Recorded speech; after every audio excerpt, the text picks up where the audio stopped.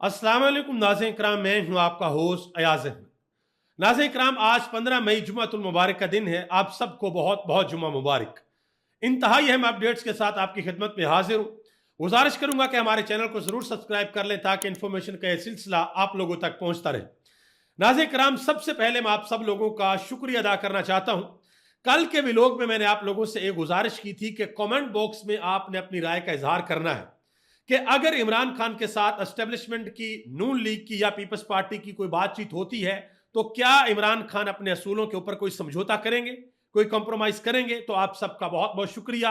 आप लोगों ने बहुत बड़ी तादाद के अंदर कमेंट बॉक्स में अपनी राय का इजहार किया है और सब लोगों का ख्याल यही है कि इमरान खान जिसने 1000 दिन कैदोबंद की सोबतें बर्दाश्त कर ली हैं, इमरान खान अपने असूलों के ऊपर किसी किस्म का कोई समझौता नहीं करेंगे। वंस अगेन आप सबका बहुत बहुत शुक्रिया। अब आगे आ जाए जरा, आज की जो अहम तरीन अपडेट्स हैं वो आपकी खिदमत में पेश कर दूं। सबसे पहले नंबर पे तो आप दुआ करें कि आज की रात कहीं हमारे वजीर आजम शहबाज शरीफ अपने सीने के ऊपर कोई बड़ा सा पत्थर रखकर किसी किस्म का कोई फैसला ना करें, यानी कि पेट्रोल को महंगा ना करें। अभी तक इतलात के मुताबिक ओगरा ने पेट्रोलियम मसनूआत की कीमतों में इजाफे के हवाले से जो समरी वजीर आजम के पास भेजी है, इतलात हैं कि उसमें पेट्रोल की कीमत को 71 रुपये 40 पैसे बढ़ाया जाएगा फी लीटर और डीजल की कीमत के अंदर इजाफा किया जाएगा 56 रुपये 46 पैसे। तो देखते हैं कि वजीर आजम कीमत को बढ़ाते हैं, बरकरार रखते हैं या अवाम के ऊपर रहम करके उसको कम करते हैं। यह भी चंद घंटों बाद इसका पता चल जाएगा। आगे आ जाए जी, पाकिस्तान के अंदर बहुत से लोगों ने यह दावा किया था कि डोनाल्ड ट्रंप जिस वक्त चाइना जाएंगे तो जाते जाते कोई 2-3 घंटे का स्टे पाकिस्तान के अंदर करेंगे।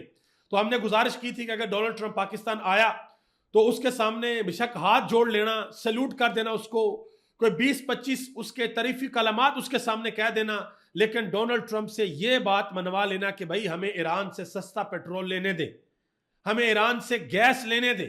आप लोग हैरान होंगे कि ईरान के अंदर $1 में 60 लीटर पेट्रोल मिलता है। $1 में 60 लीटर पेट्रोल, और अगर हम पाकिस्तान के अंदर मंगवाते हैं तो हमें 15 रुपए फी लीटर पेट्रोल मिलेगा पड़ेगा हमारी हुकूमत को। आप टैक्स वगैरह लगा के 100 रुपए का आवाम को दे दें, 150 रुपए का आवाम को दे दें, लेकिन इसके लिए आपको थोड़ी सी हिम्मत करनी पड़ेगी, थोड़ी सी जुर्रत करनी पड़ेगी, गैरत का मुजाहरा करना पड़ेगा और अमेरिका के सामने 25 करोड़ लोगों का केस पुटअप करना पड़ेगा कि भाई हमारी गरीब आवाम है, नहीं बर्दाश्त कर पा रही, महंगाई बहुत ज्यादा है, हम बड़े निकम्मे हैं, हमसे टैक्स तक इकट्ठा नहीं होता, तो लिहाजा हमें ईरान से सस्ता पेट्रोल लेने दें। पाकिस्तान को यह मुकदमा अपना अमेरिका के सामने जरूर रखना चाहिए, क्योंकि अमेरिका की पाबंदियों की वजह से हम ईरान से सस्ता पेट्रोल नहीं ले रहे।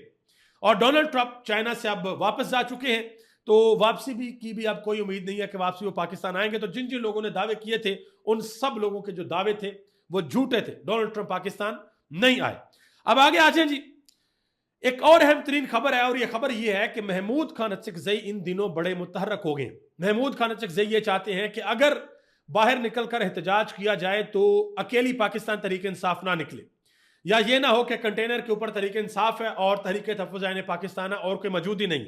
महमूद खान अचकजई की कोशिश ये है कि पाकिस्तान की जितनी भी बड़ी अपोजिशन पार्टीज हैं जो इस वक्त हुकूमत के अंदर नहीं है, उन सबको इकट्ठा किया जाए और इकट्ठा करके हुकूमत के खिलाफ बाकायदा तौर पर एक तहरीक का आगाज किया जाए। और यह भी इतलात है कि बहुत जल्द सुहेल खान अफरीदी की मौलाना फजल रहमान से मुलाकात हो सकती है। महमूद खान अचकजई 2 मरतबा मौलाना फजल रहमान से मुलाकात कर चुके हैं और आज महमूद खान अचकजई ने असेंबली के अंदर बड़ी अहम बातें की। उन्होंने कहा जी, सबसे पहले नंबर पे आप लोग ये बता दें, हुकूमत बता दे वाज़ेह तौर पर कि इमरान खान के साथ मुलाकात कब होगी। उन्होंने कहा कि दूसरे नंबर के ऊपर यह बता दें कि इमरान खान की मर्जी से, उनकी फैमिली की मर्जी से हस्पताल के अंदर इलाज करवाने दिया जाएगा या नहीं दिया जाएगा। मजीद उन्होंने कहा कि 3 दिन का वक्त हम आपको देते हैं, सोमवार वाले दिन अगर आपने हमें ना बताया, अगर मामला ठीक ना हुए तो फिर आपने हमसे यह गिला नहीं करना कि भाई ये असेंबली क्यों नहीं चल रही। उन्होंने कहा कि मुल्क के अंदर पिंकी पिंकी हो रही है, ठीक है जी, पिंकी पिंकी, वही जो कराची वाली पिंकी वो हो रही है और पीपल्स पार्टी के हाथ मरोड़ने की बातें भी हो रही हैं। और आप हैरान होंगे, मजहर अब्बास साहब ने एक बहुत बड़ा इंकशाफ किया वो पिंकी के हवाले से। उन्होंने कहा कि पिंकी की जिस दिन गिरफ्तारी शो की गई उससे 1 हफ्ता पहले उसे लाहौर के अंदर गिरफ्तार करके कराची मुंतकल किया गया था।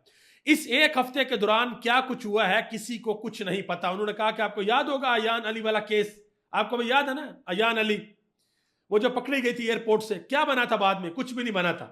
उल्टा जो ऑफिसर्स उस केस के अंदर मुलव्वस थे वो पुरस्कार तौर पर इस दुनिया से चले गए, उनका ही पता नहीं चला।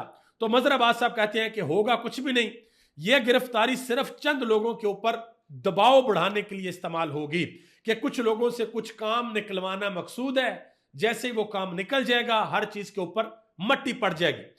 बैरिस्टर गौहर अली खान ने आज एक बहुत बड़ा इंकशाफ किया है। उन्होंने कहा जी इमरान खान की फैमिली ने यहां तक यकीन दहानी करवा दी थी कि हमें आप इमरान खान से मिलने दें, हमें पता चल जाए कि इमरान खान की सेहत कैसी है, इमरान खान को आप हॉस्पिटल शिफ्ट कर दें, हम इमरान खान से मुलाकात करने के बाद किसी किस्म की कोई पॉलिटिकल स्टेटमेंट नहीं देंगे। उन्होंने कहा कि इसके ऊपर भी हुकूमत ने मुलाकात नहीं करवाई, अक्टूबर के बाद अभी तक किसी किस्म की कोई मुलाकात नहीं करवाई। अब जरा आगे आ जाए, तारक फजल चौधरी साहब, उन्होंने इस हवाले से एक बड़ी अहम बात की। जो महमूद खान अचकज़ई ने सवाल पूछा, उन्होंने कहा जी इमरान खान से मुलाकात का मसला सियासी नहीं जिसकी यकीन दहानी ये ऐवान दे। उन्होंने कहा कि इस हवाले से हम चाहते हैं कि अपोजिशन लीडर की वजीर आजम से मुलाकात हो जिससे चीजों में बेहतरी आएगी। अब महमूद खान अचकज़ई ने बेसिकली जरा थोड़ा सा डर रहे हैं, खौफ महसूस कर रहे हैं वजीर आजम से मुलाकात करके, क्योंकि अगर शहबाज शरीफ से मुलाकात करके भी इमरान खान को कोई रिलीफ ना मिला तो फिर इनको पता है कि पाकिस्तान तहरीक इंसाफ का सोशल मीडिया किस तरह के सवाल पूछेगा, क्या हिसाब किताब होगा। इसलिए जरा वो थोड़ा सा अवॉइड कर रहे हैं कि नहीं भाई आप इमरान खान के साथ मुलाकातें खोलें और आप इमरान खान को हॉस्पिटल में शिफ्ट करें। नाज़रीन किराम आगे आ जाएं, IMF की टीम आपको पता है पाकिस्तान के अंदर मौजूद है और मुबैना तौर पर इस वक्त 11 नई शराइत हैं, 10 और 11 जो मार्केट में सर्कुलेट हो रही है कि ये IMF ने हुकूमत पाकिस्तान के सामने रखनी है, ये 11 शराइत आपको पूरी करनी पड़ेंगी। सबसे पहले नंबर पे जो 2027 का बजट है वो IMF ने जो अहदाफ तय किए हुए हैं उनको देखते हुए पार्लियामेंट से मंजूर होगा। टैक्स के मशकूक और हाई रिस्क जो केसेस हैं उनकी निगरानी के लिए ऑडिट का नया निज़ाम बनाना होगा, नई पॉलिसी बनानी होगी। सरकारी ठेकों में शफाफियत बढ़ाने के लिए जो पेपरा के कवानीन है उसमें तब्दीली करना होगी। नैब में तकर्री मेरिट पर और शफाफ तरीके से करना होगी। नैब की तहकीकात, मुकदमात और सजाओं का सालाना रिकॉर्ड अवाम के सामने रखना होगा। बेनजीर कफालत प्रोग्राम की इमदाद महंगाई के हिसाब से बढ़ाना होगी। डॉलर और गैर मुल्की करेंसी के निजाम को मरहलावार आजाद करने का मंसूबा तैयार करना होगा कि जो डॉलर को आर्टिफिशियल रोका हुआ है उसको आपको रिलीज करना होगा।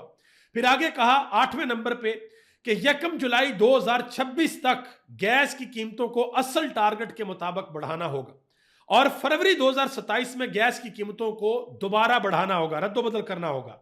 जनवरी 2027 तक बिजली की कीमतें इतनी बढ़ानी होगी कि तमाम अखराजात पूरे हो सकें। आप अंदाजा लगा लें कि हुकूमत के पास और तो कोई तरीका है नहीं, इन्वेस्टमेंट आ नहीं रही, मुल्क के अंदर इंडस्ट्री लग नहीं रही, तो IMF कहता है ठीक है आप फिर बिजली महंगी करें, अपने अखराजात सारे के सारे पूरे करें, फिर ही हम आपको कर्जा देंगे। और आखिर में कहा कि special economic zone, special technology zone को दी जाने वाली टैक्स और माली सहूलियात आहिस्ता आहिस्ता खत्म करना होंगी।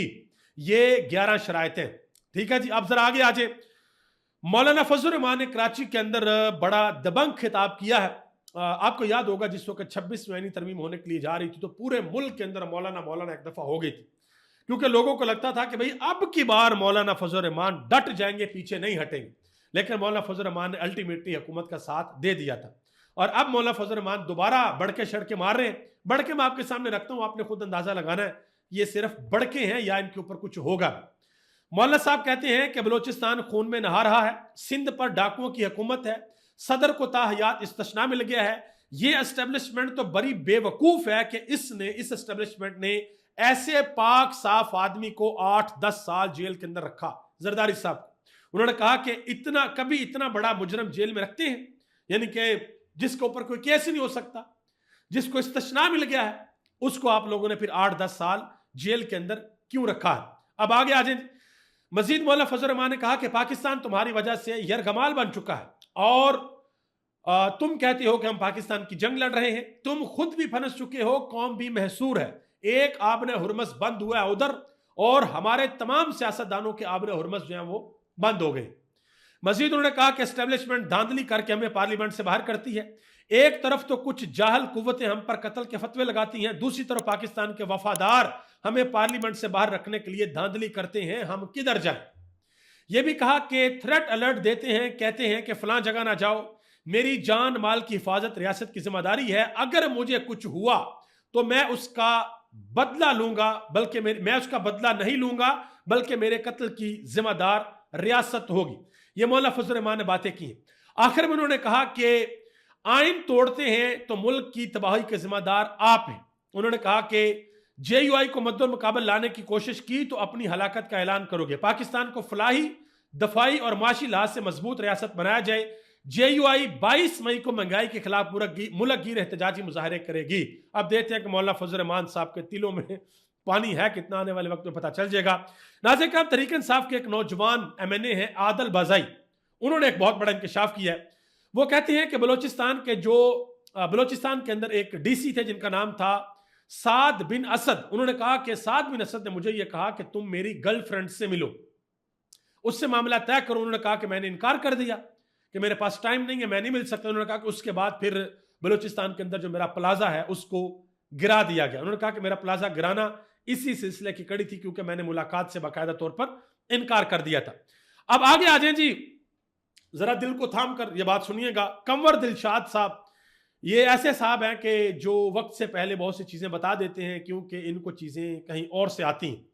26वीं और 27वीं यानी तरमीम से पहले भी इन्होंने जो जो बातें की थी वो सारी की सारी ऑलमोस्ट पूरी हो गई थी। अब वो क्या कहते हैं जरा सुनिएगा। वो कहते हैं कि ऐन मुमकिन है कि जरदारी से इस्तीफा ले लिया जाए। जरदारी और एस्टेब्लिशमेंट के दरमियान सूबों के इख्तियारात पर जंग चल रही है कि सूबों के जो इख्तियारात हैं उस पर जरदारी और एस्टेब्लिशमेंट के दरमियान लड़ाई चल रही है, धींगा मुश्ती हो रही है। वो कहते हैं कि एस्टेब्लिशमेंट को इतराज है कि हम आखिर क्यों सूबों से पैसे मांग मांग कर अपनी अफवाज को तनख्वाहें दें, अपनी फोर्सेस को तनख्वाहें दें। मजीद उन्होंने कहा जी हमने एक मशवरा दिया है पाकिस्तान के फील्ड मार्शल को। उन्होंने कहा जी हमने फील्ड मार्शल को मशवरा दिया है कि आप यूनिफॉर्म के अंदर सदर बन जाएं जैसे फील्ड मार्शल अयूब खान थे। उन्होंने कहा कि अयूब खान बहुत बड़े फील्ड मार्शल थे, वो ना सिर्फ पाकिस्तान की फोर्सेस के फील्ड मार्शल थे, वो नेपाल की फोर्सेस के भी फील्ड मार्शल थे और वो इसके अलावा बर्मा की फोर्सेस के भी फील्ड मार्शल थे। तो field marshal general Asim Munir को बाकायदा तौर पर मशवरा दे दिया गया कि आप अब बन जाए सदर। तो अगर फील्ड मार्शल सदर बनते हैं तो फिर पीपल्स पार्टी का क्या होगा भाई, आसफ अली जरदारी का क्या होगा? ईंट से ईंट बजेगी या फिर पीपल्स पार्टी बिल्कुल उस तरीके से चुप होगी जिस तरीके से वो सदीक जान ने बड़ी जबरदस्त मिसाल दी कि पीपल्स पार्टी रौला तो डाल रही है, चीखे तो मार रही है, लेकिन ये एग्जैक्टली वैसे चुप हो जाएंगे जैसे छोटा सा बच्चा जब रोता तो उसके मुंह में चूसनी दी जाती है ना, बात चुप कर जब तो वो चुप हो जाता है। पीपल्स पार्टी के साथ ये हाल होगा। आगे आज एक और बड़ी इंटरेस्टिंग खबर है। अली परवेज मलक साहब वफाकी वजीर है, कहते हैं कि पहली बार अमेरिका से 60 लाख बैरल तेल बरामद किया है। आप अंदाजा लगाएं। मजीद कहा कि पाकिस्तान और अमेरिका हमेशा एक दूसरे के लिए अहम रहे हैं। आपको पता है कि हमने इतनी दूर यानी कि बिल्कुल पाकिस्तान और अमेरिका के टाइम में भी 24 घंटे का फर्क है, इतनी दूर है पाकिस्तान से अमेरिका। आप आसानी के लिए ये समझ लें कि जमीन अगर गोल है ना तो ऊपर वाली साइड पे हम और नीचे वाली साइड पे अमेरिका। आसानी के लिए आप ऐसा समझ लें कि ऐसे पूरी दुनिया का चक्कर ऑलमोस्ट काटना पड़ता है अगर हमने वहां से तेल लेकर आना है। आप अंदाजा लगा लें, ये हाफ चक्कर आपको काटना पड़ता है। तो वहां से हमने 60 लाख बैरल तेल बरामद किया है और चाइना से हम नहीं ले रहे, ईरान से हम नहीं ले रहे क्योंकि ईरान से हमें सस्ता तेल पड़ता है, वहां से हम नहीं ले रहे। अमेरिका को खुश करने के लिए, डोनाल्ड ट्रंप को खुश करने के लिए अमेरिका से जाके हम तेल बरामद कर रहे हैं और अपनी कौम को बाकायदा तौर पर निचोड़ रहे हैं। किसी किस्म की कोई आप कह लें जो कसर है वो हम नहीं छोड़ रहे। नाज़रीन किराम, अभी तक लिए इतना ही। आप सबका बहुत बहुत शुक्रिया। इंशाल्लाह बहुत जल्द आपसे दोबारा मुलाकात होगी। तब तक लिए इजाजत दें। अल्लाह हाफिज। अस्सलाम वालेकुम व रहमतुल्लाहि व बरकातुहू।